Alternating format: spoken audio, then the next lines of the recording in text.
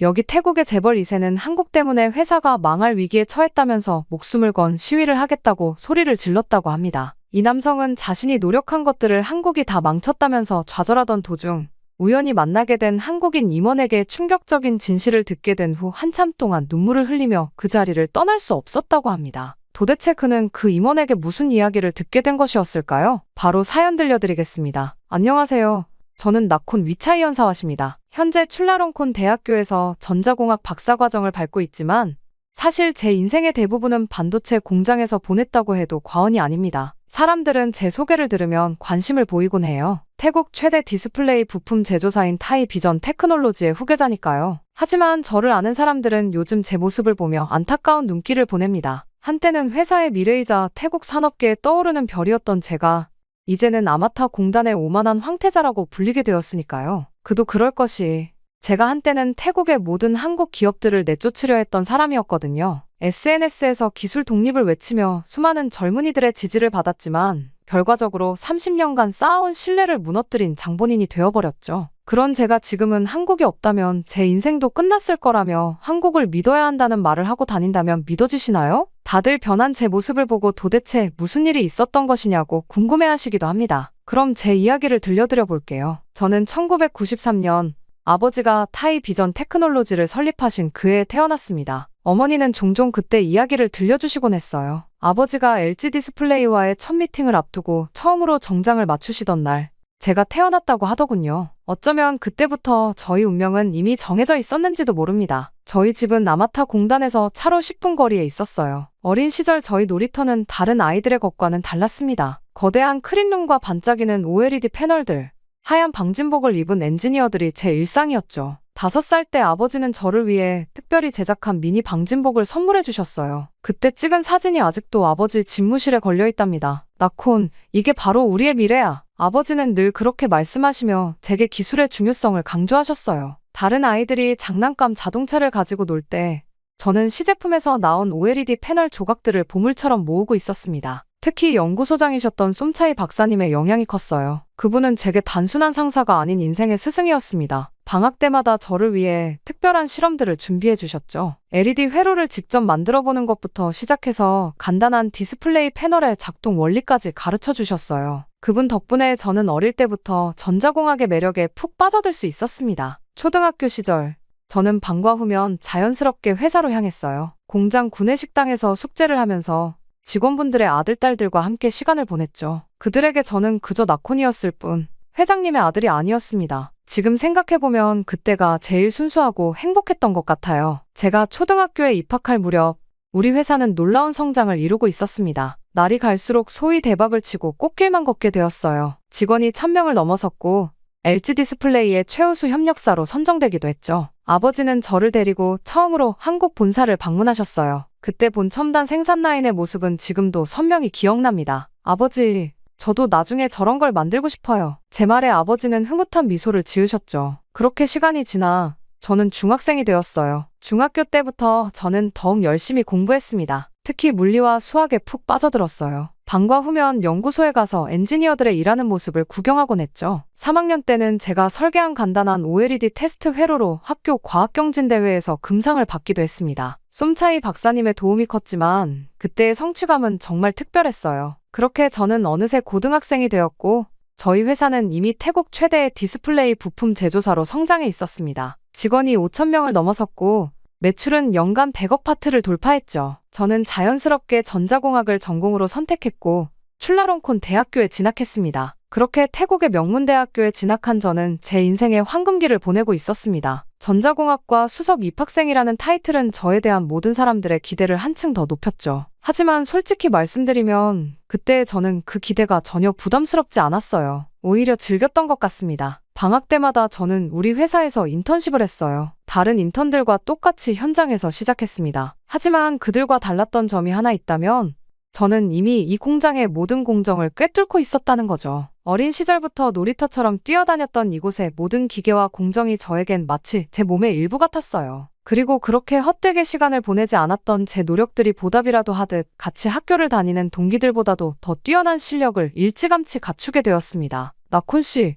이제 많이 컸네요. 연구소의 선배들이 저를 반갑게 맞아주었죠. 그들의 눈빛에는 진심 어린 애정이 담겨 있었습니다. 특히 쏨차이 박사님은 제가 설계한 회로도를 보시고는 깜짝 놀라시더군요. 대학교 3학년생의 수준이라고 믿기 힘들어. 그의 칭찬은 저를 더욱 날아오르게 만들었습니다. 그렇게 시간이 흘러 3학년 때 제가 개발한 플렉서블 OLED 검사 시스템은 회사에 큰 주목을 받았어요. 당시 플렉서블 디스플레이는 업계의 최신 트렌드였고 불량률 관리가 가장 큰 과제였죠. 제 시스템은 AI 기술을 활용해 불량 패턴을 자동으로 감지하고 분류했습니다. 이는 검사 시간을 60% 단축시켰고 정확도는 98%까지 높였어요. 아버지는 처음으로 저를 정식 이사회에 참석하게 하셨습니다. 우리 회사의 미래를 이끌어갈 인재가 바로 여기 있습니다. 아버지의 소개의 이사들은 박수를 보내주었죠. 그때의 성취감은 이루 말할 수 없었습니다. 그렇게 졸업 후 저는 도쿄 대학 석사 과정으로 진학했어요. 거기서 마이크로 LED 기술을 연구했죠. 당시만 해도 생소했던 이 기술이 미래 디스플레이 산업의 게임 체인저가 될 것이라고 확신했거든요. 2년간의 연구 끝에 저는 새로운 마이크로 LED 전사 공정을 개발했고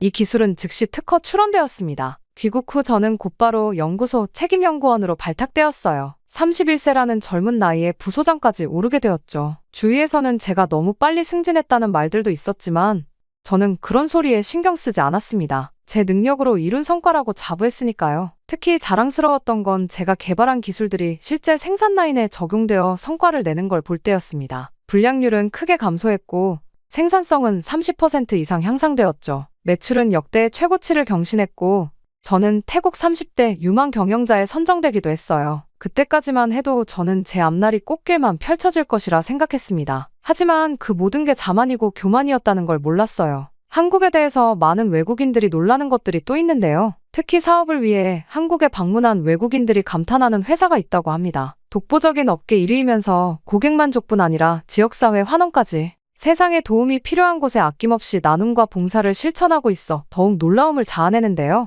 바로 신차 장기 렌트 및 리스 회사인 KS 오토플랜입니다. 차량 구매뿐 아니라 기존 차량 처분까지 원스톱으로 처리가 가능한 건 물론 항상 고객님께 듣고 고객님으로부터 답을 찾아 고객님께 돌려드리는 기업을 표방하는 만큼 렌트와 리스 시 중도 해지를 원하시는 경우 고객님이 최대한 페널티를 적게 가지고 가시도록 체계화된 승계 부서를 운영하고 있습니다. 사람을 최우선으로 생각하는 회사답게 처음 회사를 시작하던 그 마음 그대로 취약계층 아동과 시설의 지원을 아끼지 않는 KS 오토플랜. 따뜻한 심장을 가진 KS 오토플랜이 구독자 여러분들을 위해 특별한 혜택을 준비했습니다. 지금 고정 댓글을 클릭하시고 구독자분들만을 위한 특별한 혜택과 함께 이웃을 위한 나눔까지 실천해보세요. 이제 소유가 아닌 이용의 시대. 더 현명한 선택을 원하시다면 지금 당장 KS 오토플랜에서 시작하세요. 매일 아침 거울을 보며 넥타이를 매던 저는 제가 얼마나 많은 것을 부모님과 회사로부터 물려받았는지를 잊어가고 있었습니다. 그저 제 능력만을 과신했죠. 성공이 주는 달콤한 독에 취해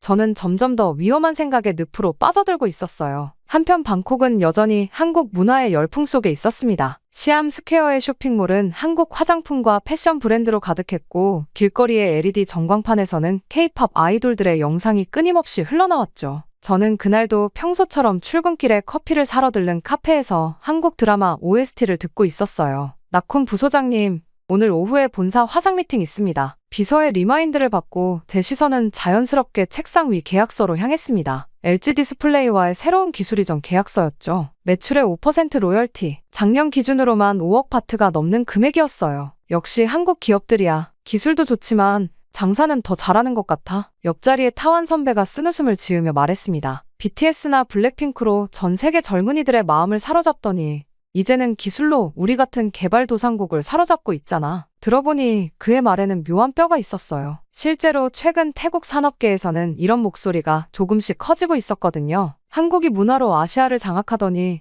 이제는 기술로 경제 식민지를 만들어가고 있다는 거였죠. 부소장님은 모르시겠지만 점심시간 연구소의 젊은 엔지니어가 조심스럽게 말을 꺼냈어요. 한국 기술 고문들이 우리를 어떻게 대하는지 아세요? 마치 자기들이 식민지 관리자라도 된 것처럼 군림하더라고요. 저는 그날 오후 회의실에서 그들의 말을 실감할 수 있었습니다. 한국 본사와의 화상회의에서 우리 태국 엔지니어들의 의견은 거의 반영되지 않았고 모든 중요한 결정은 이미 한국에서 내려와 있었죠. 회의가 끝난 후 한국인 기술 고문은 마치 당연하다는 듯이 말했습니다. 타이팀은 아직 이런 레벨의 기술을 다룰 준비가 안 되어 있어요. 좀 더 배워야 해요. 그날 저녁 휴대폰을 보다가 방콕 공과대학 파이브 교수의 글을 보게 되었어요. 테크콜로니얼리즘이라는 해시태그와 함께였죠. 그의 글은 날카로웠습니다. 우리는 한국의 성공 신화에 눈이 멀어 있습니다. 그들의 드라마에 열광하고 음악을 따라 부르며 그들의 제품을 무조건적으로 신뢰하죠. 하지만 그 이면에서 우리는 그들의 기술 식민지가 되어가고 있습니다. 매년 수십억 바트의 기술료를 지불하면서도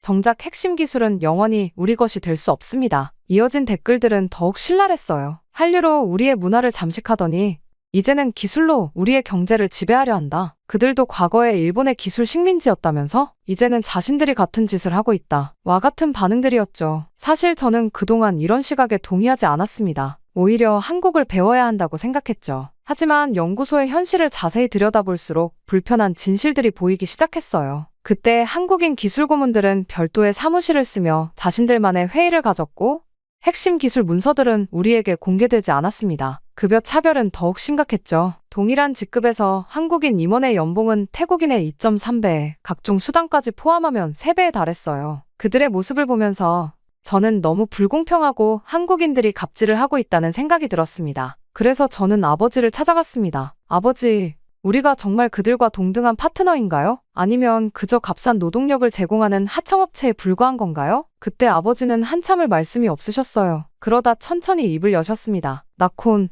넌 아직 세상을 너무 단순하게 보고 있어. 우리가 이만큼 성장할 수 있었던 건 한국 때문이라는 걸 알아야 한다고. 하지만 저는 더 이상 아버지의 말씀에 귀 기울일 수 없었습니다. 이미 제 마음속에서는 새로운 불꽃이 타오르고 있었으니까요. 우리도 할 수 있다. 우리도 그들처럼 기술 강국이 될 수 있다. 그런 생각들이 떠올랐고 새로운 시도를 했습니다. 그날 밤 저는 처음으로 SNS에 글을 쓰기 시작했습니다. 제목은 우리는 언제까지 디지털 식민지로 살 것인가 였죠. 하지만 그때 저는 몰랐습니다. 이 글이 가져올 파장이 얼마나 클지, 그리고 그것이 우리 모두의 운명을 어떻게 바꾸게 될지를. 새벽 3시 제 첫 게시물의 조회수는 이미 10만을 넘어서고 있었습니다. 우리는 언제까지 디지털 식민지로 살 것인가 라는 제목의 이 글은 태국의 젊은 엔지니어들 사이에서 폭발적인 반응을 일으켰어요. 타이 비전 테크놀로지의 부소장이 폭로한 충격적인 진실이라는 제목으로 제 글은 끊임없이 공유되었습니다. 특히 제가 공개한 기술료 지불 내역과 임금 격차 데이터는 엄청난 파장을 불러일으켰죠. 나는 5년차 엔지니어다. 같은 팀의 한국인 기술 고문은 나보다 실무 경험이 적은데도 내 연봉의 3배를 받는다. 이게 공정한가? 우리가 개발한 기술인데 왜 로열티를 내야 하지? 타이 비전의 용기 있는 고백을 지지한다. 이제는 변화가 필요하다. 그렇게 댓글이 달릴 때마다 제 휴대폰은 쉴 새 없이 울렸습니다. 밤새 잠을 설쳤지만 이상하게도 피곤하지 않았어요. 오히려 가슴이 뜨거워지는 것을 느꼈죠. 아침이 되자 회사는 술렁이고 있었습니다. 제 글을 읽은 직원들이 삼삼오오 모여 이야기를 나누고 있었고 연구소의 분위기는 전과 달랐어요. 한국인 기술 고문들의 표정도 불편해 보였습니다. 나콘, 잠깐 이야기 좋겠나? 쏨차이 박사님이 저를 찾아오셨어요. 그분의 표정은 복잡해 보였습니다. 자네가 쓴 글 읽어봤네. 사실이 아닌 것은 아니야. 하지만 그분의 말씀은 끝까지 듣지 못했습니다. 제 2번째 글이 이미 업로드되고 있었거든요. 태국의 기술 발전을 가로막는 것들이라는 제목의 이 글에서 저는 더 구체적인 사례들을 공개했습니다. 우리 연구진이 개발한 신기술이 한국 본사의 검토라는 이유로 1년 넘게 보류되어 있다. 핵심 기술 문서는 여전히 한국어로만 작성되며 태국 엔지니어들의 접근이 제한된다. 현지화 기술이라고 하지만 실상은 단순 조립에 가까운 수준이다. 이 글은 전작을 뛰어넘는 반향을 일으켰습니다. 24시간 만에 50만 공유를 기록했고 주요 언론에서도 관심을 보이기 시작했어요. 테크프리덤이라는 새로운 해시태그가 태국 전역을 뜨겁게 달구기 시작했죠. 부소장님, 저희도 함께하고 싶습니다. 연구소의 젊은 엔지니어들이 하나둘씩 저를 찾아왔어요. 그들의 눈빛에는 열정이 가득했습니다. 우리도 더 이상 이대로는 못 참겠습니다. 며칠 사이에 제 팔로워 수는 100만을 넘어섰고 태국의 주요 대학에서는 기술 독립 세미나가 열리기 시작했습니다. 심지어 일부 정치인들도 이 문제에 관심을 보이기 시작했죠. 하지만 모든 반응이 긍정적인 것은 아니었습니다. 회사 내부에서는 우려의 목소리도 커져갔어요. 특히 오랜 시간 한국 기업들과 관계를 맺어온 시니어 임원들의 반응은 차가웠습니다. 나콘, 자네는 지금 불필요한 갈등을 만들고 있어. 한 임원이 저를 불러 충고했죠. 우리가 쌓아온 신뢰가 무너지면 그 피해는 고스란히 우리에게 돌아올 걸세. 아버지의 반응은 더욱 심각했습니다. 내가 무슨 짓을 저지르는지 알기나 하니? 처음으로 아버지의 목소리에서 분노를 느낄 수 있었어요. 30년간 쌓아온 관계가. 하지만 그때 저는 이미 돌이킬 수 없는 강을 건너고 있었습니다. 매일 저는 새로운 글을 올렸고 그때마다 태국의 젊은이들은 뜨겁게 반응했어요. 제 글은 이제 단순한 기술 문제를 넘어 태국의 자존심 문제로 확대되어 갔습니다. 우리는 더 이상 누군가의 하청 공장이 되길 거부한다. 태국의 기술자들에게 자유를, 디지털 식민지에서 벗어나자. 제 슬로건은 시위 현장의 피켓이 되었고 대학가의 구호가 되었습니다. 상황은 제가 예상했던 것보다 훨씬 더 빠르게, 더 크게 번져나갔어요. 그리고 마침내 그 불길은 우리 회사에도 번지기 시작했습니다. 연구소의 젊은 엔지니어들이 처음으로 파업을 제안했을 때 저는 잠시 망설였어요. 하지만 이미 저를 막을 수 있는 사람은 아무도 없었습니다. 그때 저는 몰랐습니다. 제가 지핀 이 작은 불씨가 곧 태국 전체를 뒤흔들 거대한 화마가 되리라는 것을. 회사 공장에 있는 아마타 공단의 새벽은 언제나 분주했습니다. 수백 대의 통근버스가 직원들을 실어 나르고 공장의 굴뚝에서는 하얀 연기가 피어올랐죠. 하지만 그날 아침은 달랐어요. 공장 정문 앞에는 기술 독립, 공정한 대우를 외치는 피켓 든 직원들이 가득했습니다. 그러나 그 시위들의 풍파는 너무나 큰 눈덩이처럼 크게 다가왔어요. 대가는 정말 확실했죠. 한국의 본사에서 조치를 취하겠다고 결정한 것이었습니다. 부소장님, 본사에서 긴급 화상회의를 요청했습니다. 비서의 다급한 목소리에 저는 한숨을 내쉬었어요. 모니터 속 LG 디스플레이 임원들의 표정은 이미 답을 알고 있었다는 듯 차가웠습니다. 위차이 연사와 부소장님, 귀사의 최근 행보는 파트너십의 기본을 무시한 것입니다. 이대로라면 우리도 더 이상 협력 관계를 유지하기 어렵습니다. 회의를 진행한 다음 날 아침, 주가가 제한폭까지 떨어졌다는 소식을 들었습니다. 30년 만에 처음 있는 일이었죠. 회사 로비의 전광판이 붉은색으로 가득 찼을 때 제 심장도 덩달아 무너져 내리는 것 같았어요. 나콘, 넌 도대체 무슨 생각으로? 아버지의 책상 위에는 거래처들의 계약, 해지 통보서가 수북이 쌓여 있었습니다. 평생 처음 보는 아버지의 충혈된 눈, 떨리는 손가락? 그날 밤 아버지는 과로로 쓰러지셨어요. 저는 쓰러진 아버지를 돌보며 응급실 천장의 형광등을 바라보았습니다. 그 순간 처음으로 제가 저지른 일의 무게를 실감했습니다. 중환자실 앞에서 어머니는 말없이 눈물을 흘리셨고 저는 그 앞에서 아무 말도 할 수 없었어요. 오늘부로 300명 인원 감축이 시작됩니다. 인사팀장의 목소리가 떨렸어요. 1차 대상자 명단입니다. 회의실에서 명단을 받아들었을 때 그 안에는 제가 어릴 적부터 알던 이름들이 가득했습니다. 그때 퇴직자들의 눈물과 분노를 마주하는 것이 가장 힘들었어요. 부소장님, 제 아들이 이제 대학에 들어갔는데 20년 넘게 생산 라인에서 일해온 쏨폰 아저씨의 말씀은 끝까지 듣지 못했습니다. 화장실에 숨어 울었죠. 공장은 점점 더 조용해져 갔어요. 24시간 쉬지 않고 돌아가던 생산 라인의 절반이 멈췄고 주차장은 텅 비어갔습니다. 한때 우리의 자랑이었던 최첨단 설비들은 이제 쓸모없는 고철 덩어리가 되어가고 있었죠. 중국 기업들과 협력하면 된다며? 그게 어디 있습니까? 이사회에서 한 임원이 날카롭게 물었어요. 제가 그토록 자신 있게 주장했던 대안들은 하나둘씩 무너져 내렸습니다. 중국 기업들은 우리의 기술력에는 관심이 없었어요. 그들이 원하는 건 헐값에 우리 설비를 인수하는 것뿐이었죠. 회사의 신용등급은 B에서 C로 추락했습니다. 은행들은 더 이상 운영자금 대출을 해주지 않았고 거래처들은 현금 결제를 요구하기 시작했어요. 30년간 쌓아온 신용이 한 달 만에 무너져 버린 겁니다. 나콘, 우리 이제 어떻게 되는 거야? 동생 나린의 떨리는 목소리를 들으며 처음으로 완전한 절망을 느꼈습니다. 그 아이의 유학 계획도 이제는 물거품이 되어버렸죠. 엎친 데 덮친 격으로 밤마다 악몽에 시달렸어요. 쓰러진 아버지의 모습, 눈물 흘리는 직원들의 얼굴, 멈춰선 공장의 모습이 끊임없이 제 머릿속을 맴돌았습니다. SNS의 팔로워들은 하나둘 떠나갔고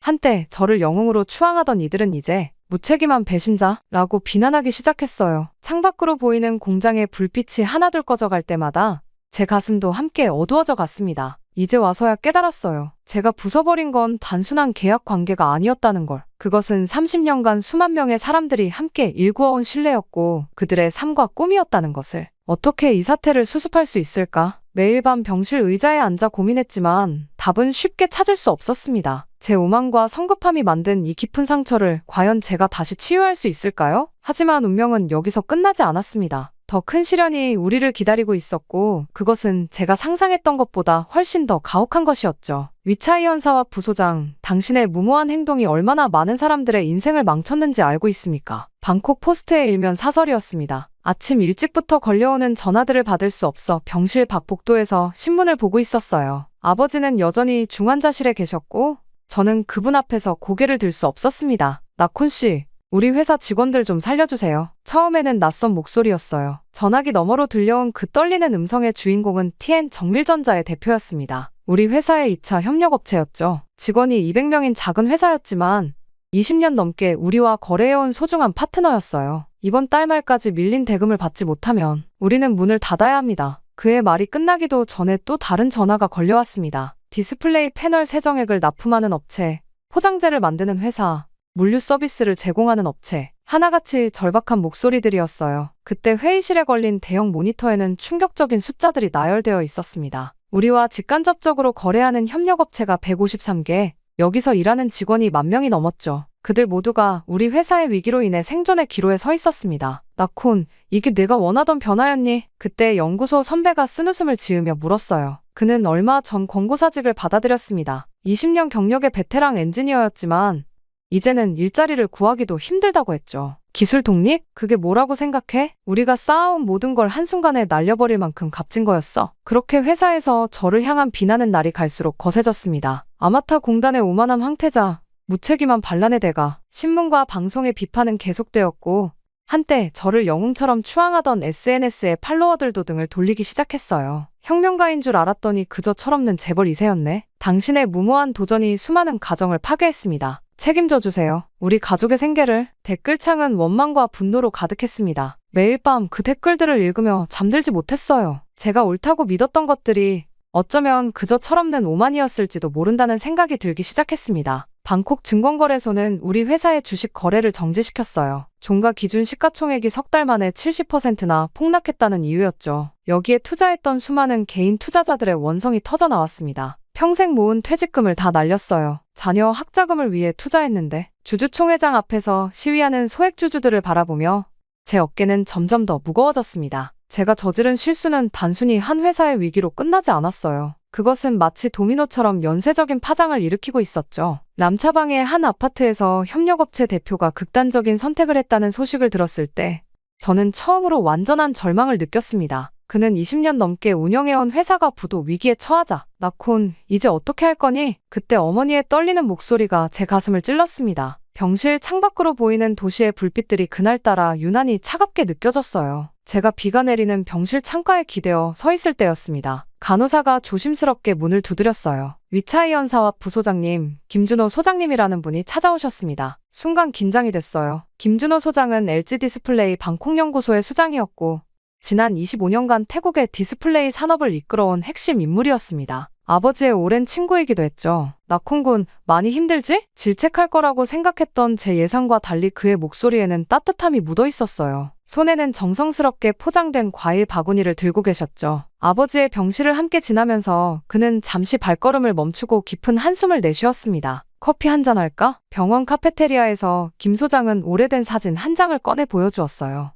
1993년 아버지와 그가 함께 찍은 사진이었습니다. 지금의 타이 비전 테크놀로지가 있기 전 단 30명의 직원으로 시작했을 때의 모습이었죠. 그때 태국에는 디스플레이 검사 장비 하나 다룰 줄 아는 엔지니어도 없었어. 내 아버지와 나는 밤새워가며 기술 교육을 했지. 직원들 한 명 한 명의 이름을 외우고 그들의 가족 이야기도 나눴다네. 김 소장의 이야기는 계속되었습니다. 제가 몰랐던 혹은 알고 싶지 않았던 진실들이 하나둘씩 드러났어요. 나콘, 넌 우리가 기술료로 5%를 받는다고 분노했지. 하지만 그 돈의 60%가 다시 태국 현지 R&D 센터로 투자된다는 건 알고 있었나? 처음 듣는 이야기였습니다. 매년 50명의 태국 엔지니어들이 한국에서 연수를 받고 있어. 그들의 숙소비, 교육비, 체재비 모두 기술료에서 나오는 거야. 우리는 단순히 돈을 벌러 온 게 아니었어. 진정한 파트너를 키우고 싶었다네. 그의 태국어는 서툴렀지만 진심이 느껴졌어요. 특히 충격적이었던 건 우리 회사의 특허 현황이었습니다. 지난 10년간 타이 비전이 출원한 특허가 몇 개인지 아나? 총 238개. 그중 167개가 LG 디스플레이와의 공동 특허야. 우리는 기술을 독점하지 않았어. 함께 발전하길 원했지. 저는 말문이 막혔습니다. 제가 그토록 비난했던 기술 착취의 실체가 사실은 이런 것이었다니. 베트남 얘기 들어봤나? 그들은 처음부터 우리를 신뢰했어. 기술 이전에 대한 의심도 없었고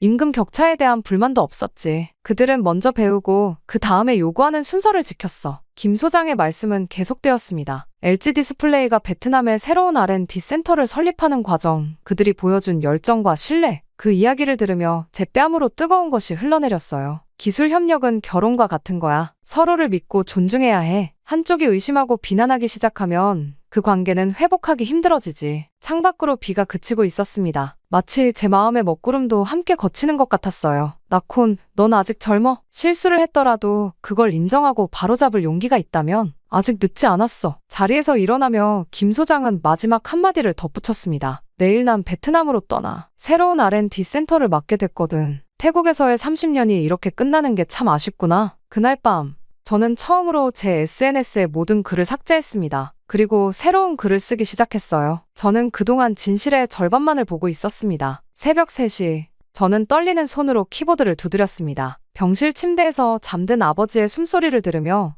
저는 제 인생에서 가장 용기가 필요한 글을 써내려갔어요. 지난 3개월간 저는 태국의 기술 독립을 외쳤습니다. 한국 기업들의 기술 착취를 비난했고 불공정한 대우에 분노했습니다. 하지만 이제야 깨달았습니다. 제가 얼마나 큰 오만과 무지 속에 있었는지를. 예상대로 반응은 즉각적이었고 매우 격렬했습니다. 이제 와서 변명이냐? 한국 기업에 매수당한 거 아니야? 우리의 신념을 배신한 겁쟁이. 한때 저를 영웅으로 추앙하던 팔로워들은 순식간에 등을 돌렸어요. 배신자, 변절자라는 단어가 소셜미디어를 뜨겁게 달궜습니다. 하지만 이번에는 뒤로 물러서지 않았어요. 더 구체적인 사실들을 공개했습니다. LG 디스플레이가 지불하는 기술료의 60%는 태국 현지 R&D에 재투자되고 있었습니다. 매년 50명의 태국 엔지니어들이 한국에서 최첨단 기술을 배우고 있었고 우리가 가진 특허의 70%는 공동 연구의 결과물이었습니다. 데이터와 증거를 하나하나 제시했지만 사람들은 이미 제 말을 신뢰하지 않았어요. 조작된 통계다. 회사를 살리기 위한 거짓말이다. 라는 비난이 쏟아졌습니다. 일부 업계 베테랑들은 조심스레 지지의 목소리를 내주었습니다. 20년간 반도체 산업에 몸담았습니다. 위차이 연사와 부소장의 말이 맞습니다. 하지만 뒤에 이어지는 말들이 현실을 더욱 냉정하게 보여줬어요. 이미 엎질러진 물입니다. 신뢰는 쌓는데 30년이 걸렸지만 무너지는 건 30일이면 충분했네요. 태국 공영방송의 인터뷰 요청을 받아들였을 때 저는 이것이 전환점이 될 수 있다고 생각했습니다. 하지만 현실은 달랐어요. 네, 저는 실수했습니다. 떨리는 목소리로 말했습니다. 무모한 도전이었고 준비되지 않은 반란이었습니다. 이제는 알았습니다. 진정한 기술 발전은 상호 신뢰와 협력에서 온다는 것을. 방송이 나간 후 회사 주식은 또다시 급락했습니다. 시장은 제 고백을 회사의 완전한 몰락을 인정하는 신호로 받아들였어요. 이제 와서 뉘우친들 무슨 소용이 있나? 한 증권사 애널리스트의 코멘트가 뼈아팠습니다. 잃어버린 신뢰는 돈으로도 사과로도 살 수 없는 법이지. 산업부에서도 연락이 왔습니다. 하지만 그들의 메시지는 제가 기대했던 것과는 달랐어요. 솔직히 말씀드리면 현재로서는 정부가 개입하기 어려운 상황입니다. 이미 베트남으로 떠난 기업들을 돌려세우는 것은 불가능하고 민간 기업 간의 문제에 정부가 나서기에는 유일한 희망은 일부 원로 경영인들의 조언이었습니다. 젊은이, 용기 있는 선택이었네. 하지만 이제부터가 진짜 시작일세. 신뢰를 회복하는 데는 그걸 잃은 것보다 10배는 더 많은 시간과 노력이 필요하다네. 병실 창밖으로 보이는 새벽녘의 방콕 하늘은 여전히 어두웠습니다. 마치 앞으로 우리가 걸어가야 할 길처럼요. 그래도 저는 알고 있었어요. 이것이 올바른 선택이었다는 것을. 아버지, 이번에는 제대로 해보겠습니다. 시간이 얼마나 걸리든. 병실의 어둠 속에서 저는 작은 약속을 했습니다. 하지만 그때까지만 해도 몰랐죠. 그 약속을 지키기가 얼마나 힘들지, 그리고 우리 앞에 얼마나 험난한 길이 기다리고 있는지를. 그렇게 제가 뒤늦게라도 잘못된 일을 바로잡아갔고 시간은 쏜살같이 흘러갔습니다. 한편 아버지는 점점 기운을 차리쳤어요. 아버지가 중환자실에서 일반 병실로 옮기신 지 일주일째. 저는 10번째 사업계획서, 수정본을 들고 있었습니다. 이전 9개의 계획서는 모두 거절당했어요. LG 디스플레이는 여전히 우리의 제안을 검토할 의향조차 보이지 않았고 태국 산업부의 반응도 차가웠습니다. 위차이 연사와 부소장님, 현실적으로 생각하셔야 합니다. 산업부 과장의 말씀이 아직도 귓가에 맴돕니다. 한번 무너진 신뢰를 회복하는 데는 몇 년이 걸릴 수도 있어요. 지금은 기다리는 것 말고는. 현실은 냉혹했습니다. 공장 가동률은 여전히 30%를 넘지 못했고 퇴사한 핵심 인력들은 대부분 베트남의 새로운 협력사들로 자리를 옮긴 상태였어요. 남아있는 직원들의 사기도 바닥이었죠. 나콘, 솔직히 말해주게. 쏨차이 박사가 커피를 건네며 말했습니다. 우리가 살아날 수 있을까? 저는 그래서 새로운 협력 모델을 제안하기 위해 LG 디스플레이 본사를 찾아갔지만 문전박대 당했습니다. 그들의 반응은 당연했어요. 제가 SNS에 올렸던 글들이 아직도 인터넷에 떠돌아다니고 있었으니까요. 미안하지만 현재로서는 어떤 논의도 어렵습니다. 이메일로 온 답변은 차가웠어요. 귀사와의 신뢰관계가 완전히 무너진 상황에서 은행들의 태도는 더욱 냉정했습니다. 우리의 신용등급은 여전히 회복될 기미를 보이지 않았고 당장의 운영자금조차 마련하기 힘들었어요. 부소장님, 이번 달 임금 지급은 재무팀장의 보고를 들으며 한숨만 나왔습니다. 또한 협력업체들의 상황은 더욱 심각했어요. 우리와 거래하던 중소기업 10곳 중 3곳이 이미 문을 닫았고 나머지도 위태로운 상황이었습니다. 나콘, 내 계획은 좋아. 아버지가 병실에서 약한 목소리로 말씀하셨어요. 하지만 우린 시간이 없다. 직원들의 생계가 걸린 문제야. 결국 저희는 고통스러운 선택을 해야 했습니다. 회사 자산의 일부를 매각하기로 한 거예요. 연구소가 자랑하던 첨단 장비들을 하나둘 정리했고 본사 건물도 임대를 주기로 했습니다. 처음으로 작은 희망이 보인 건 중국의 한 중소 디스플레이 업체와의 미팅에서였어요. 그들은 우리의 기술력에 관심을 보였고 소규모 프로젝트부터 협력을 시작하자고 제안했습니다. 큰 기대는 하지 마세요. 그들의 제안은 현실적이었어요. 우리도 시장에서 살아남기 위해 발버둥 치는 중이니까요. 이제 우리의 목표는 수정되었습니다. 거창한 꿈 대신 하루하루를 버티는 것이 우선이었어요. 직원들의 일자리를 지키고 협력업체들과의 약속을 지키는 것. 그것이 전부였습니다. 부소장님, 급여를 좀 더 낮춰주세요. 남아있는 연구원들이 제안했어요. 그 대신 우리 모두가 함께 버텨보고 싶습니다. 그렇게 연구원들의 도움으로 남아있는 자금으로 작은 프로젝트들이 하나둘 시작되었습니다. 중국, 대만의 중소기업들과 협력하며 틈새 시장을 공략했어요. 매출은 예전의 10분의 1도 안 되었지만 적어도 회사는 살아있었습니다. 우리가 다시 일어설 수 있을까요? 어느 직원이 물었을 때 저는 처음으로 솔직하게 답했습니다. 모르겠습니다. 하지만 우리가 할 수 있는 건 오늘 하루를 최선을 다해 버티는 것뿐이에요. 한편 아버지는 어느새 퇴원을 하셨습니다. 아버지는 여전히 휠체어에 의지한 채 출근하셨어요. 예전에 카리스마 넘치던 모습은 찾아볼 수 없었지만 그래도 이제는 웃음을 되찾으셨어요. 특히 오늘은 특별한 날이었습니다. 나콘, 준비됐나? 아버지와 그날 임시 회의실로 향했습니다. 간단한 테이블과 의자 몇 개가 전부인 임시 회의실. 우리 회사의 본관은 이미 매각되어 창고 건물 한 켠으로 사무실을 옮긴 상태였어요. 하지만 오늘만큼은 이 초라한 공간도 특별하게 느껴졌습니다. 순간 화상회의 화면에는 LG 디스플레이의 임원들이 떠올랐어요. 1년 만에 첫 공식 미팅이었습니다. 먼저 다시 한번 사과드립니다. 제 목소리는 여전히 떨렸습니다. 지난 1년간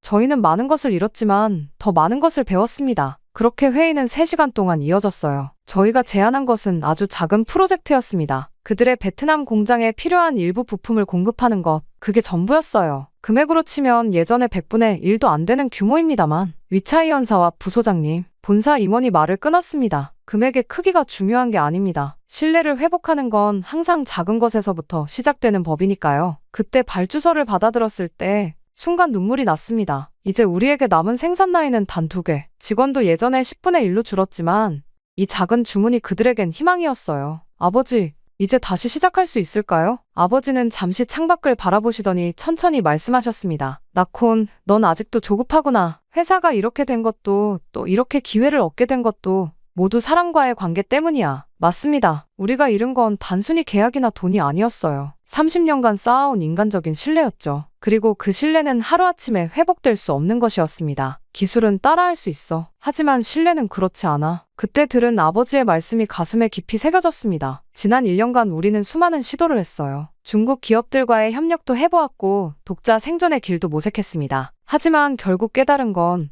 진정한 파트너십의 가치였어요. 작은 발주서 하나로 모든 것이 해결된 것은 아닙니다. 우리는 여전히 빚더미에 앉아있고 대부분의 핵심 인력들은 돌아오지 않았어요. 공장의 대부분은 여전히 멈춰있는 상태죠. 하지만 이제는 압니다. 성급한 변화가 아닌 차근차근한 신뢰 회복이 필요하다는 것을. 그리고 그 과정에서 가장 중요한 건 겸손과 인내라는 것도요. 부소장님, 3번 라인 재가동 준비가 끝났습니다. 저는 오늘도 생산팀장의 보고를 들으며 공장을 바라봅니다. 예전에 찬란한 불빛은 없지만 작은 불빛 하나가 다시 켜지기 시작했어요. 그리고 이 작은 불빛 하나가 우리에겐 전부였습니다. 이봐, 타완, 자네 생각은 어떤가? 그렇게 퇴사했던 타완 선배가 파트타임 고문으로 돌아왔습니다. 그의 대답은 단순했어요. 시간이 필요할 겁니다. 하지만 이번에는 제대로 된 길을 가고 있는 것 같네요. 저는 이제 매일 아침 아버지를 부축하며 함께 나란히 출근했습니다. 그리고 매일 밤 작은 불빛이 켜진 공장을 바라보며 생각해요. 우리가 잃어버린 것들, 그리고 새롭게 배우고 있는 것들에 대해 그런 생각이 들었습니다. 성공이란 건 거창한 혁신이나 극적인 변화가 아닐지도 모른다고요. 어쩌면 그것은 매일매일의 작은 신뢰, 그리고 그 신뢰를 지켜나가는 꾸준한 노력, 바로 그것일지도 모르겠네요. 저는 지금까지 휘몰아쳤던 수많은 일들을 떠올려 보았습니다. 한국 기업들과의 30년, 그들은 우리에게 단순한 비즈니스 파트너 이상이었습니다. 지금 돌이켜보면 그들은 우리에게 진정한 스승이었던 것 같아요. 처음에 저는 그들의 기술력만을 배우려 했습니다. 하지만 정작 그들이 우리에게 가르쳐준 건 눈에 보이지 않는 것들이었어요. 제조업의 혼,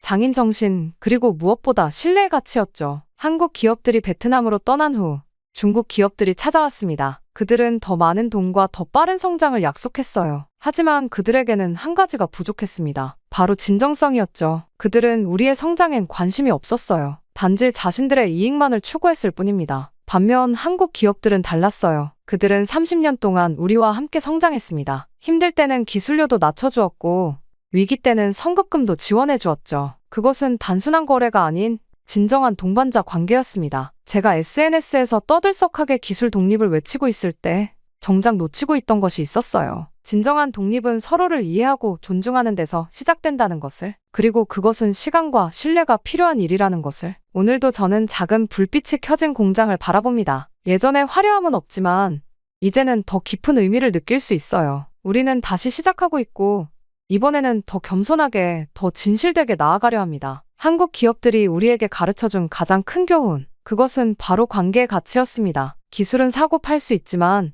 신뢰는 그렇게 할 수 없다는 것. 진정한 혁신은 홀로 이루는 것이 아니라 함께 만들어가는 것이라는 사실을 이제야 깨달았네요. 제 이야기는 여기까지입니다. 끝까지 제 이야기를 들어주신 모든 분들께 감사의 말씀 전하고 싶습니다. 만약 주변에 저와 같은 실수를 하신 분이 계시다면 이 이야기를 들려주셨으면 좋겠습니다. 저 또한 겸손함을 잃을 때마다 이 사연을 들으러 찾아올 것이라고 약속드리겠습니다. 감사합니다. 행복하세요. 일본도 아니고 지금 한국을 가라는 거예요? 한국에서 뭘 배울 게 있다고 한국을 가라는 거죠? 영국의 가장 권위 있는 방송국 BBC의 한 미녀 PD가 한국 다큐멘터리 기획서를 찢어버리고선 분노를 표출하고 있습니다. 일본 취재를 기대했던 이 PD는 한국에서 취재를 해야 한다는 말을 듣고 어이가 없다는 듯 웃고 있는데요. 대체 왜 이렇게 한국을 싫어했을까요? 오늘의 사연 만나보겠습니다. 안녕하세요. 저는 영국 유명 방송사 BBC의 PD 베키 윈스턴입니다. 여러분들께 제 인생에서 가장 큰 전환점이 되었던 한국 취재 이야기를 하려고 합니다. 한때 저에게 한국은 그저 멀고 낯선 나라였습니다. 이걸 듣고 계신 한국분들은 화가 좀 나시겠지만 솔직히 전 한국이 일본과 중국에 비해 특이점이 없다는 생각을 했거든요. 뚜렷한 자기 문화가 없고 밋밋한 나라, 물론 요새 문화적으로 세계에 영향을 많이 끼치고 있지만 그건 어린아이들 한정이고 아무래도 깊이는 크게 없다는 게 제 생각이었습니다. 그런데 어느 날 제게 한국에 가서 다큐멘터리를 만들라는 지시가 떨어졌어요. 모든 것은 평범한 아침, 편집장님의 한마디로 시작됐습니다. 베키, 한국에 가서 특집 다큐멘터리를 만들어 와야 할 것 같아. 우리나라의 여러 위기에 대한 해답을 기획하라는 지시가 떨어져서 말이야. 그 순간 제 귀를 의심했어요. 아니, 한국이라니요? 영국의 문제를 해결할 답을 그곳에서 찾는다고요? 솔직히 말해 처음엔 황당했습니다. 영국의 오랜 역사와 전통을 자랑하는 우리가 어째서 그런 아시아의 작은 나라에서 배워야 한다는 건지 도저히 제 상식으론 이해할 수가 없었거든요. 일본도 중국도 아닌 한국에서 말이죠. 편집장님, 혹시 다른 나라는 안 될까요? 독일이나 프랑스 같은 나라요. 한국에서 뭘 해오라는 건지 모르겠어요. 저의 퉁명스러운 말에도 편집장님의 결심은 확고했습니다. 특유의 날카로운 눈빛으로 저를 쳐다보며 말씀하시더라고요.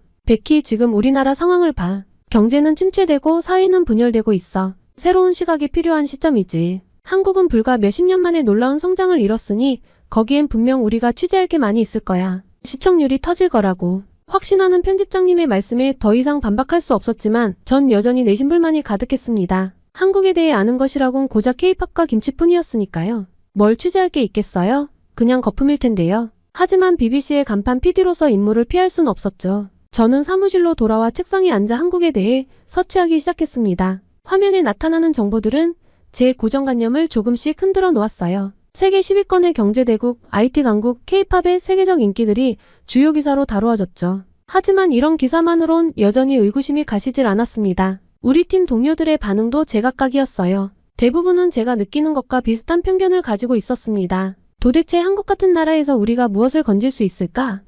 라는 생각으로요. 그렇게 시간이 흘러 한국으로 갈 날짜가 되었습니다. 13시간의 비행 끝에 인천공항에 도착했을 때 스케일과 압도적인 비주얼에 놀라면서도 제 마음 한켠에는 여전히 의구심이 자리 잡고 있어요. 호텔로 향하는 택시 안에서 저는 창밖으로 보이는 서울의 모습을 유심히 관찰했습니다. 깨끗한 거리, 질서 정연한 교통, 디자인의 미학이 돋보이는 건물들은 겉으로 보기에는 확실히 발전한 도시 같았죠. 서울 도심으로 들어선 후 고층 빌딩들 사이로 보이는 고궁의 모습에 놀랐습니다. 몇 백 년 된 문화재와 현대가 공존하고 있다니 저건 확실히 특별했어요. 그리고 저는 서울의 밤거리에 한 번 더 놀랐습니다. 화려한 네온사인과 북적이는 사람들, 그리고 활기 넘치는 분위기가 저를 감쌌습니다. 특히 놀라웠던 건 밤늦은 시간임에도 불구하고 사람들이 혼자 거리를 걸어다니는 모습이었어요. 런던에서는 상상도 할 수 없는 광경이었죠. 여기는 밤에도 안전한가 봐요. 옆에 있던 현지 가이드에게 물었습니다. 네, 한국은 치안이 매우 좋아요. 밤늦게 혼자 돌아다녀도 크게 위험하지 않죠. 이 말을 듣고 깜짝 놀랐습니다. 영국에서는 상상도 할 수 없는 일이거든요. 그리고 또 눈에 띈 건 한국 사람들의 패션이었는데 말 하나같이 옷을 잘 입었더라고요. 머리부터 발끝까지 정돈된 한국인들은 세련되고 스타일리시한 옷차림에 메이크업도 완벽해 보였어요. 이 정도면 런던 패션과 비교해도 뒤지지 않을 것 같은데 라는 생각이 들었어요. 한국인들은 이미지에 신경을 많이 쓰나 봐요. K뷰티 쪽 얘긴 얼핏 들어봤지만 다들 아이돌같이 꾸미는 걸 좋아하는군요. 가이드에게 말했습니다. 네, 한국 사람들은 패션에 관심이 많아요. 특히 어린 세대들은 자신을 표현하는 수단으로 패션을 중요하게 여기죠. 저는 호텔방으로 돌아와 창밖으로 서울의 야경을 바라보며 오늘 하루를 되새겨봤어요. 신선한 충격이라고 표현하는 게 맞겠네요. 모든 것이 제가 상상했던 한국의 이미지와는 너무나 달랐으니까요. 처음 한국에 왔을 때의 불편한 마음은 어느새 호기심과 기대감으로 바뀌어 있었습니다. 내일부터 시작될 본격적인 취재가 기다려졌어요. 한국의 경제 성장과 기술 혁신에 대해 더 자세히 알아볼 생각을 하니 가슴이 뛰었습니다. 다음날 아침 일찍 일어나 카이스트 AI 반도체 연구센터를 방문했습니다. 로비에서 만난 유해준 교수님은 친절하게 저를 맞아주시며 영어로 말씀하셨죠. 영국에서 오셨다고요? 먼 길 오셨네요. 우리 연구센터에 관심 가져주셔서 감사합니다. 그리고 연구실로 안내받는 길에 저는 궁금증을 참지 못하고 물었어요. 한국이 AI 반도체 분야에서 세계 3위라고 들었는데 어떻게 이런 성과를 낼 수 있었나요? 유 교수님은 자부심 가득한 표정으로 대답하셨습니다. 우리는 최근 세계 최초로 상보형 트랜스포머 기술을 개발했습니다. 이는 인간의 뇌를 모방한 뉴로모픽 컴퓨팅 시스템으로 초저전력으로 거대 언어 모델을 구동할 수 있죠. 솔직히 말해서 처음에는 그 설명이 잘 이해가 가지 않았는데 교수님의 열정적인 설명을 들으며 점점 그 기술의 중요성을 깨닫기 시작했어요. 간단히 말해 우리가 개발한 AI 반도체는 엔비디아의 GPU 대비 6.25% 수준의 전력만으로 GPT 모델을 0.4초 만에 구동할 수 있습니다. 이는 IBM이나 인텔도 아직 구현하지 못한 기술이죠. 이건 정말 미친 거예요. 전 그 말을 듣자마자 놀라움을 감추지 않으며 물었습니다. 그렇게 획기적인 기술을 어떻게 개발하실 수 있었나요? 지속적인 R&D 투자와 정부의 지원, 그리고 우수한 인재들 덕분이라고 생각해요. 우리는 4차 산업혁명을 선도하기 위해 끊임없이 노력하고 있죠. 그제서야 시선을 둘러보니 최첨단 장비들과 열심히 연구에 몰두하고 있는 연구원들의 모습을 보였어요. 그들의 눈빛에서 뭔가 특별한 것을 발견했죠. 열정 그리고 미래를 향한 비전이었습니다. 그렇게 인터뷰를 마치고 나오다 톰과 눈이 마주쳤어요. 정말 대단하지 않아?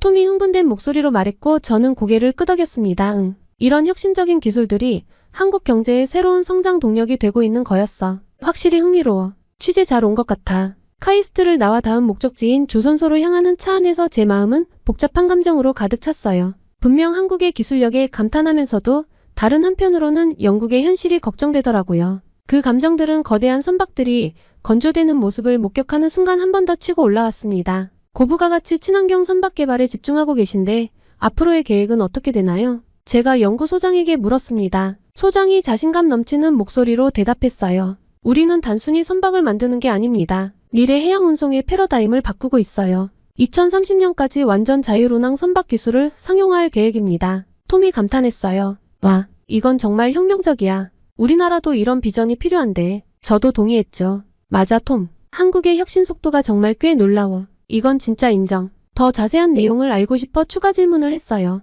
지난해 세계 선박 시장에서 한국의 점유율은 어떻게 되나요? 그리고 이어온 대답은 역시 놀라웠죠. 지난해 우리나라 조선업계가 전 세계 선박 발주량의 37%를 수주했습니다. 2018년 이후 최대 실적이죠. 특히 LNG선 등 고부가 가치 친환경 선박 분야에서는 세계 1위를 차지했습니다. 톰이 놀라워하며 물었어요. 정말 대단하네요. 그렇다면 한국조선업의 경쟁력은 어디에서 나오는 걸까요? 연구소장은 잠시 생각하더니 말했어요. 우리의 강점은 기술력과 효율성입니다. 예를 들어 옥포조선소는 세계 최대 규모의 도크와 130m 폭의 초대형 크레인을 갖추고 있어요. 이를 통해 초대형 선박을 효율적으로 건조할 수 있죠. 저는 조선소를 둘러보며 거대한 선박들이 만들어지는 과정을 지켜봤는데 정교한 기술과 효율적인 시스템이 조화롭게 작동하는 모습에 감탄을 했어요. 취재를 마치고 호텔로 돌아오는 길에 톰과 함께 오늘 본 것들에 대해 이야기를 나눴습니다. 한국의 기술력이 이렇게 뛰어난 줄 몰랐어. 저도 동의했어요. 맞는 말이에요. 이런 혁신적인 기술들이 어떻게 한국을 변화시켰을까? 그리고 우리 영국은 어떻게 변해야 할까? 처음엔 한국에 대해 많은 편견을 가지고 있었는데 하루하루 지날수록 그 편견들이 깨지고 있음이 놀라웠어요. 이후 우리는 한강공원으로 갔습니다. 깨끗하게 정비된 산책로와 자전거 도로가 눈에 띄었어요. 영상을 찍으며 느낀 분위기는 런던의 공원들과는 사뭇 달랐어요. 여기 정말 깨끗하네. 톰에게 말했어요. 그러게. 이렇게 잘 관리된 공원은 처음 봐. 강도 엄청 크잖아? 한강변에 도착하자 눈앞에 펼쳐진 광경에 입이 떡 벌어졌어요. 큰 강을 따라 길게 뻗은 공원에는 조깅하는 사람들, 자전거를 타는 가족들, 피크닉을 즐기는 연인들로 가득했죠. 역시나 밤 10시가 넘은 시간에 말이에요. 이게 말이 돼? 런던이었다면 이 시간에 공원에 사람이 거의 없을 텐데. 톰이 맞장구를 쳤어요. 정말 그래. 게다가 여자들도 혼자 돌아다니는 거 봐. 이렇게 안전한 도시라니 부럽긴 하네. 여기 와서 살고 싶어질 정도야. 톰이 농담처럼 말했지만 저도 같은 생각을 하고 있었어요. 다음날 우리는 한국에서 유학 중인 프랑스 출신 학생 소피와 인터뷰를 했는데 소피는 서울대학교에서 국제관계학을 공부하고 있는 학생이었습니다. 소피, 한국의 치안에 대해 어떻게 생각하세요?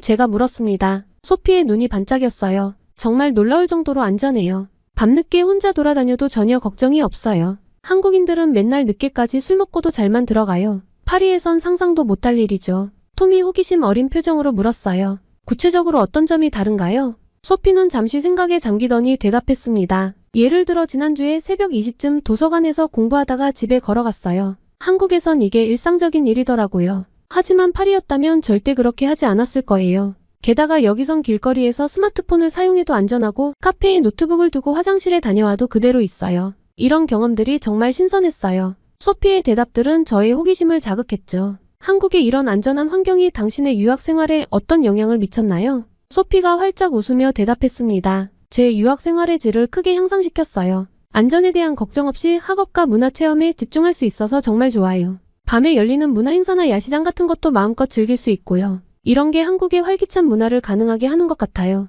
톰이 고개를 끄덕이며 말했습니다. 정말 인상적이네요. 한국의 이런 안전한 환경이 어떻게 만들어졌을까요? 소피는 잠시 생각하더니 답변했습니다. 제가 보기에는 여러 요인이 있는 것 같아요. 엄격한 법 집행, 발달된 CCTV 시스템, 그리고 무엇보다 시민들의 높은 준법 의식이 중요한 역할을 하는 것 같아요. 물론 이런 광범위한 감시가 프라이버시 문제를 일으킬 수 있다는 점도 인식하고 있어요. 이후 우리는 소피가 추천한 더현대, 서울과 잠실 롯데월드몰을 방문했어요. 이 거대한 쇼핑센터들은 단순한 상업 공간이 아니라 문화와 예술이 공존하는 복합문화 공간이었죠. 더현대 서울에 들어서자마자 우리는 압도적인 규모와 세련된 인테리어에 놀랐어요. 특히 눈길을 끈 건 곳곳에 설치된 미디어 아트 작품들이었죠. 와, 한국인들 진짜 진심이네. 톰이 감탄하며 사진을 찍어대기 바빴어요. 우리는 층마다 다른 콘셉트로 꾸며진 공간들을 둘러보며 시간 가는 줄 모르고 돌아다니며 취재했는데 옥상 정원에서 바라본 서울의 전경은 그야말로 장관이었습니다. 이게 일상인 한국인들의 여유로운 모습도 내심 부러웠고요.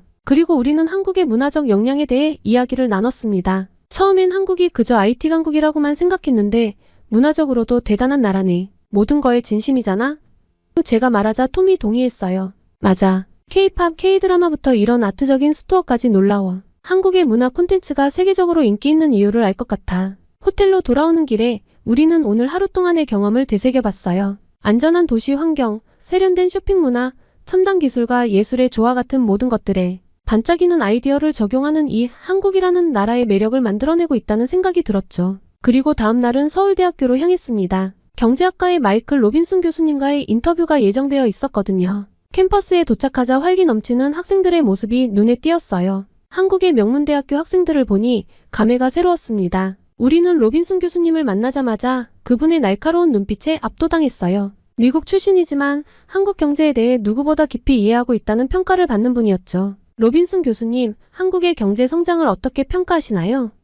제가 물었습니다. 로빈슨 교수는 망설임 없이 대답했어요. 한국의 경제 성장은 정말 놀라운 사례입니다. 세계은행이 한국을 중진국의 필독서라고 부르는 이유가 있죠. 아시나요? 투자, 기술 도입, 혁신 이 세 가지가 한국 발전의 핵심이었습니다. 특히 위기를 기회로 전환하는 능력이 대단해요. 톰이 호기심 어린 눈으로 물었습니다. 단순 인터뷰가 아니라 어느덧 우리의 질문엔 진심이 들어갔어요. 그렇게 빠른 성장이 가능했던 이유가 무엇일까요? 로빈슨 교수는 열정적으로 설명을 이어갔습니다. 한국의 성공에는 여러 요인이 있지만 가장 중요한 것은 교육에 대한 헌신이었습니다. 에스테르 듀플로 교수도 한국의 성공 비결로 R&D에 대한 지속적인 투자와 교육에 대한 헌신을 꼽았죠. 실제로 한국은 교육에 엄청난 에너지와 자원을 투자했습니다. 듣다 보니 제가 궁금해서 질문을 던졌어요. 그렇다면 다른 나라들은 왜 한국의 모델을 따라하기 어려운 걸까요? 교수님은 미소를 지으며 말했습니다. 그것이 바로 한국의 독특한 점입니다. 한국의 교육열은 역사적 맥락과 밀접한 관련이 있어요. 6.25 전쟁 이후 극심한 빈곤 속에서 교육만이 살 길이라는 인식이 퍼졌죠.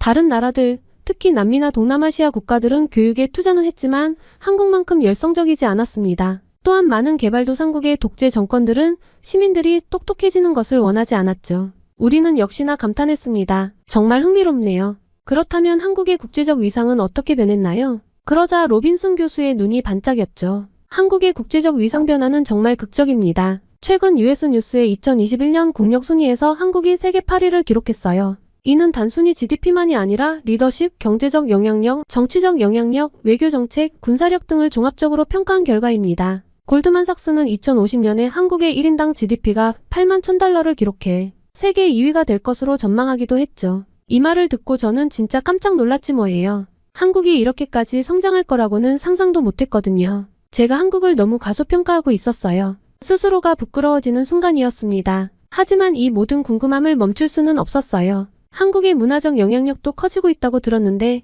이것도 경제 성장과 관련이 있나요? 이번에도 교수님은 열정적으로 설명했습니다. 물론입니다. BBC는 최근 한국의 경제 성장과 문화적 영향력이 결국 교육의 성공 덕분이라고 분석했죠. 예를 들어 한국은 발빠르게 인터넷 뉴스 시장을 선점했고 이를 활용한 광고 시장도 일찍 개척했습니다. 이런 기술에 대한 포용적인 사고방식이 K-팝과 드라마 등 한국 문화의 세계적 확산에도 기여했다고 봅니다. 톰이 고개를 끄덕이며 물었습니다. 그렇다면 한국 경제 성장의 미래는 어떻게 보시나요?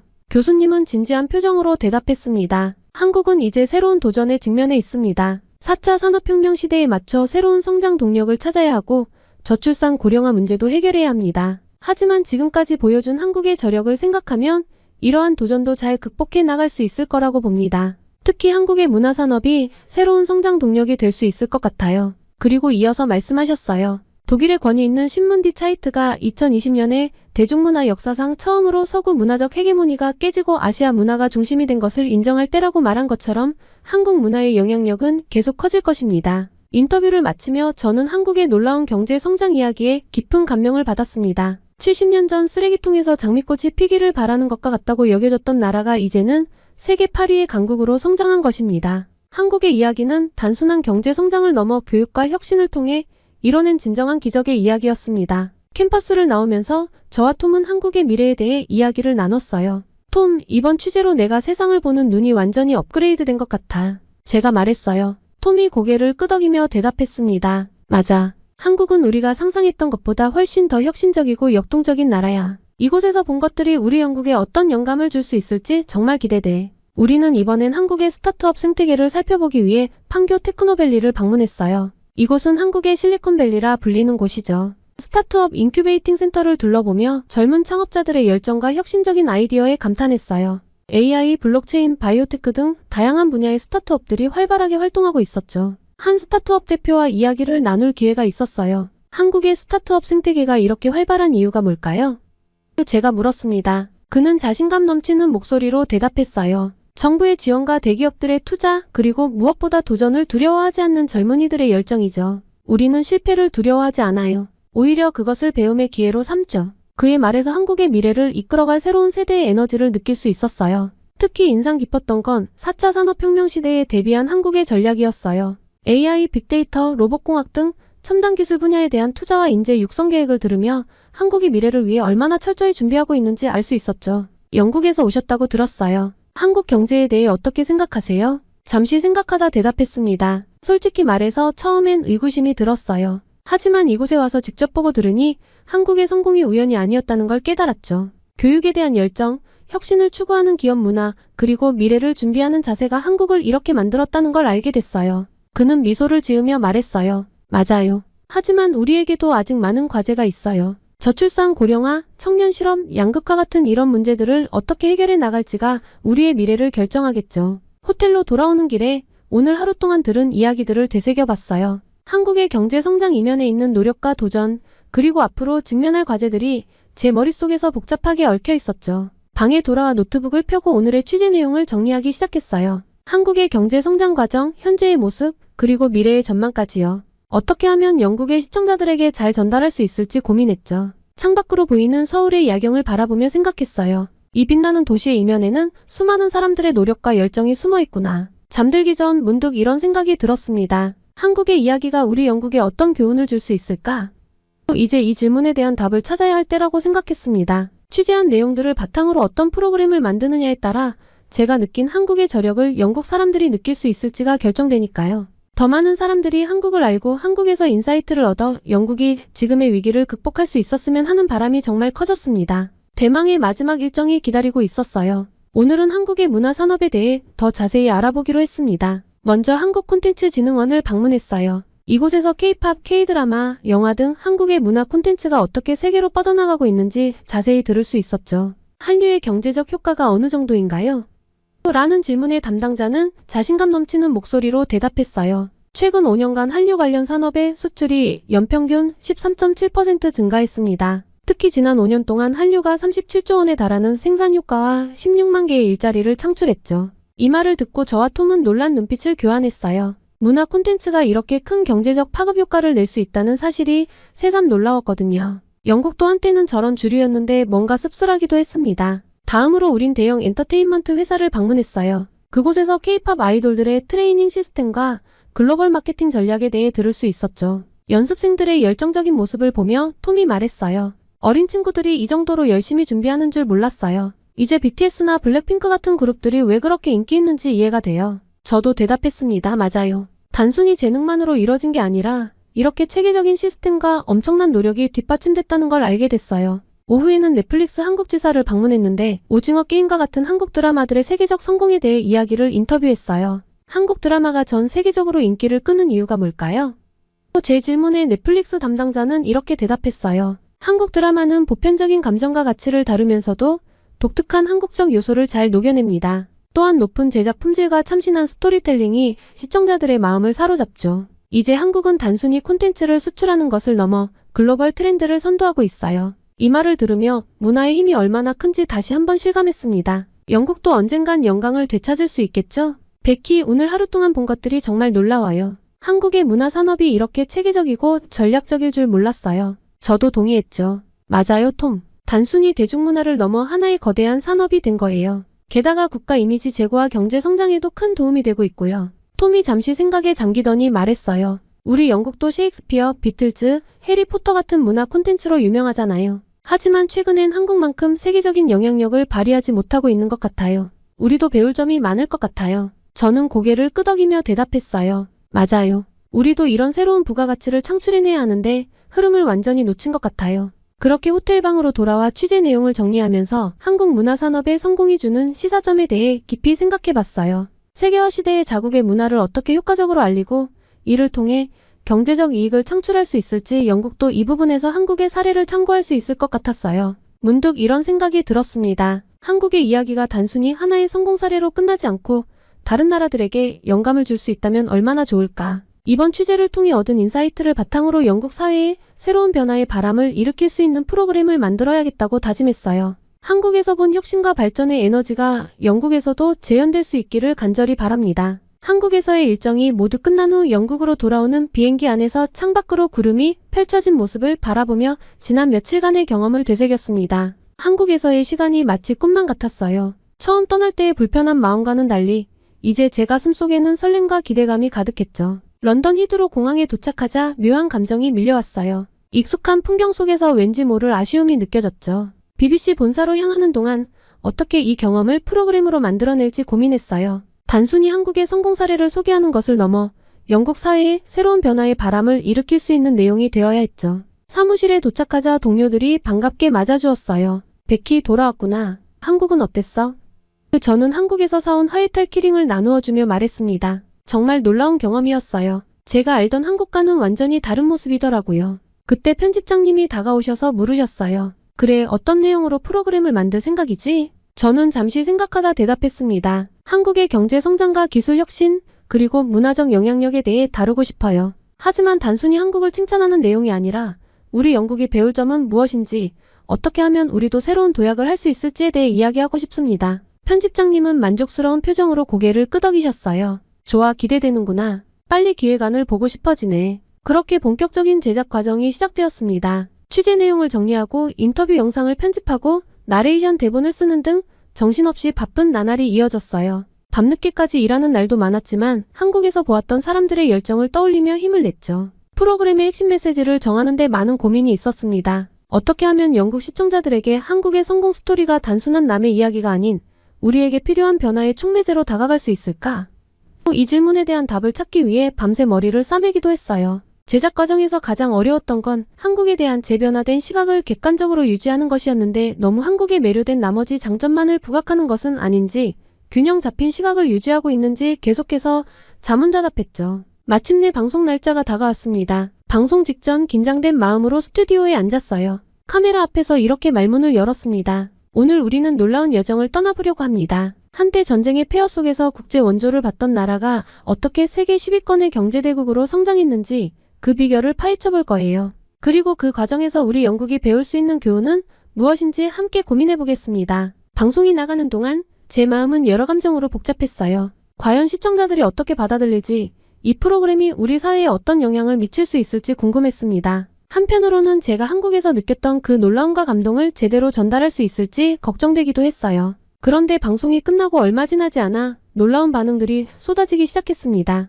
시청자 게시판에는 수많은 댓글이 달렸고 SNS에서는 관련 해시태그가 트렌드에 올랐죠. 한국이 이렇게 대단한 나라였다니 몰랐어요. 우리도 변화가 필요한 것 같아요. 교육에 대한 한국의 열정이 정말 인상적이에요. 우리 교육 시스템도 개선이 필요해 보이네요. 한국의 기술 혁신 속도가 놀라워요. 우리도 R&D 투자를 늘려야 할 것 같아요. 다양한 반응들을 보며 제 마음속에 뿌듯함이 차올랐어요. 특히 최근 영국의 미래에 대해 비관적이었던 사람들이 우리도 한국처럼 노력하면 희망을 다시 찾을 수 있을 것 같아요. 라고 하는 말에 눈시울이 붉어지더라고요. 더욱 감동적이었던 건 정부 관계자들도 좋은 코멘트를 해준 것이었어요. 이 보도를 통해 우리가 나아가야 할 방향을 발견했다는 총리의 발언이 뉴스에 보도되었을 때는 정말 믿기지 않았죠. 이 경험을 통해 저는 제 미래에 대해 진지하게 고민하게 됐습니다. 한국과 영국 두 나라 사이의 프로그램을 더 만들고 싶다는 꿈이 생겼거든요. 그래서 한국어를 배우기 시작했고 한국 문화와 역사에 대해 더 깊이 공부하고 있답니다. 이후 저는 한국 관련 주제로 더 많은 기사와 다큐멘터리를 만들기 시작했어요.